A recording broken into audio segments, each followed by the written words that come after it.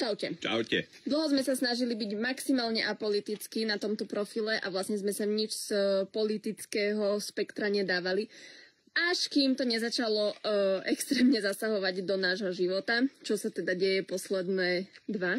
Riešime to posledné 2 dní, lebo sme sa to len pred 2 dňami všetci dozvedeli, všetky dotknuté strany, čo sa týka obyvateľov, ako sme my a našich susedov, alebo ako sú obce a mestá v okolí a samosprávy, čo sa týka Banskobystrického samosprávneho kraja, ktorý o tom tiež nemal vedomosť. Mohli ste si už všimnúť, rieši to už dosť veľa médií a už momentálne vyšli aj nejaké tlačové správy od politických strán k tejto téme, kde ani politické strany ako také samotné nemali prístup k týmto informáciám a nebol im tento projekt predostretý. A to je projekt výstavby prečerpávajúcej vodnej elektrárne, kde sa má prepojiť nová vzniknutá nádrž na našom území obce s existujúcou nádržou v Malinci. Tento projekt je enormne veľký a má sa tam prefinancovať viac ako 2,3 miliardy eur bez DPH.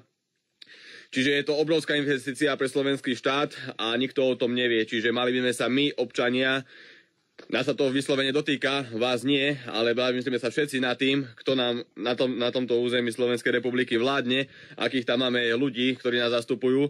Keď idú schváliť projekt za takúto enormnú sumu na území, kde ľudia bývajú, majú tam domy, pozemky, svoje farmy a majú tomu citový vzťah, idú im to vyvlastniť, spravili dosť dobrú vec na začiatku, že to dali schváliť ako strategickú investíciu, kdež keby toto sa schválilo niekde v potichu v kabinete vzadu a nikto o tom nevie, tak sa to nedá zvrátiť a tým pádom by vedeli vyvlastniť naše pozemky a naše domy a ľudí v okolí o mnoho jednoduchším spôsobom a rýchlejším, preto, aby mohla výstavba tejto vodnej nádrže vzniknúť.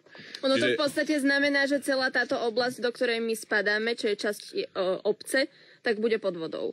A sú tam domy, sú tam proste tam družstvo, sú tam domy, ktoré budú pod vodou a tí ľudia, majitelia tých domov sa to dozvedeli predvčerom, keď už to bolo všetko na stole, všetko prichystané, všetko podané. Celé to má na svedomí minister Taraba, ktorý to pozdravujem ťa týmto, pán minister, a keď sa to k tebe dostane, tak ti veľmi pekne takéto investície na Slovensku ďakujeme a ďakujem ti nielen za nás ako dotknutých strán na tomto území Slovenska, ale za všetkých obyvateľov Slovenskej republiky, lebo sa môže stať to, že aj ostatným obyvateľom Slovenskej republiky o nejaký týždeň, 2 prinesieš ďalší darček, o ktorom sa dozvedia až vtedy už keď bude na ceste kuriérom.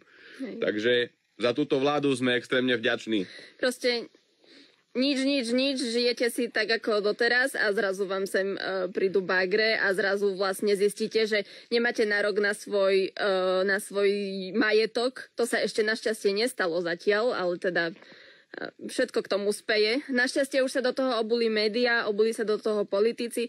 My takisto komunikujeme, vlastne sme sa tu spojili celá obec, vlastne niekoľko obcí, ktoré sú týmto zasiahnuté. Takže vlastne celé dni teraz tým, že kvôli tomu nie sme na Instagrame, ale riešime toto.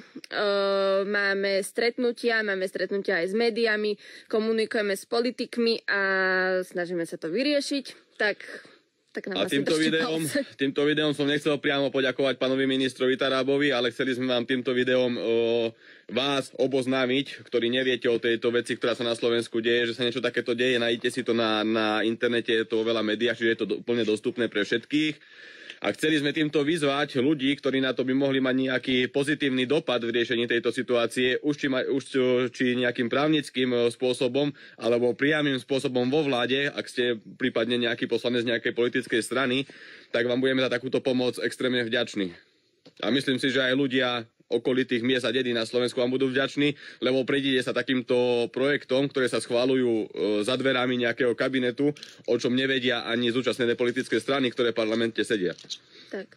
Prednedávnom sa riešilo uloženie jadrového odpadu tiež v našej oblasti, čo sa vlastne zistilo úplne náhodou a nikto o tom netušil, nikoho sa nepýtali na to, ani to s nikým neprekonzultovali. A teraz tu budeme sa plaviť na ploťkách a zase o tom nikto nevedel, takže... Čiže je tam veľká pravdepodobnosť, že celý zámer farmy Podpolanou, ako vám zdieľame videá na sociálnych sieťach o našom živote a o našom tom lifestyle, ktorý sme vlastne tuto budovali celú túto dobu, sa zmení možnosť hovedzieho dobytka na rybolov. Ja neviem. Všetko je možné v dnešnej dobe a na Slovensku duplom.